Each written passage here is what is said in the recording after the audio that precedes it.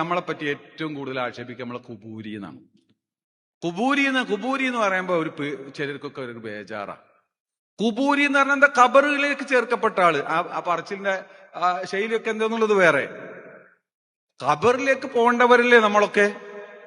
പിന്നെ ഖബറിനൊരു പ്രത്യേകത, ഖബറിലുള്ള ആളുകൾക്ക് പ്രത്യേകത കണ്ടുകൊണ്ട് അവരെ ബഹുമാനിക്കുന്ന ആളുകളെ ഖബറാരാധകൻ അല്ലെങ്കിൽ അതിനനുസരിച്ച് പ്രവർത്തിക്കുന്ന ആളുകളെ, അതുകൊണ്ട് തബറുക്കെടുക്കുന്ന അങ്ങനെയുള്ള ആളുകളെ ഖബറാരാധകൻ എന്ന് പറയുകയാണെങ്കിൽ ആദ്യം പറയേണ്ടത് ഉമർ ഖത്താബ് റളിയല്ലാഹു അൻഹു അല്ലേ?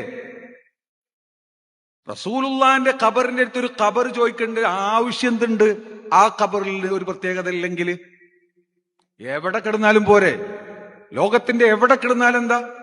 റസൂലുള്ളാന്റെ കാലിന്റെ ചുവട്ടിൽ ഒരു ഖബർ എന്ന് പറഞ്ഞ് കെഞ്ചുന്ന ഉമറുൽ ഖത്താബ് തങ്ങളല്ലേടോ ആദ്യത്തെ ഖുബൂരി? ആ ഉമർ റളിയല്ലാഹു അൻഹു ഖുബൂരിയാണെങ്കിൽ നമുക്കും ഖുബൂരി ആവാം. അവരെന്താണോ അതുകൊണ്ട് വിചാരിച്ചത്, വിശ്വസിച്ചത്, അതെന്നെ ഞങ്ങളും വിശ്വസിക്കുന്നുള്ളൂ. അവർ ഞങ്ങളാരും പഠിച്ചവന്മാരല്ല. അവർ മുതബറക്കീങ്ങളായ ആളുകളാണ്. അവർക്ക് അവരുടേതായ മദതുകൾ അവരിൽ നിന്നുണ്ടാകും. അതവരും മനസ്സിലാക്കി, നമ്മളും മനസ്സിലാക്കി.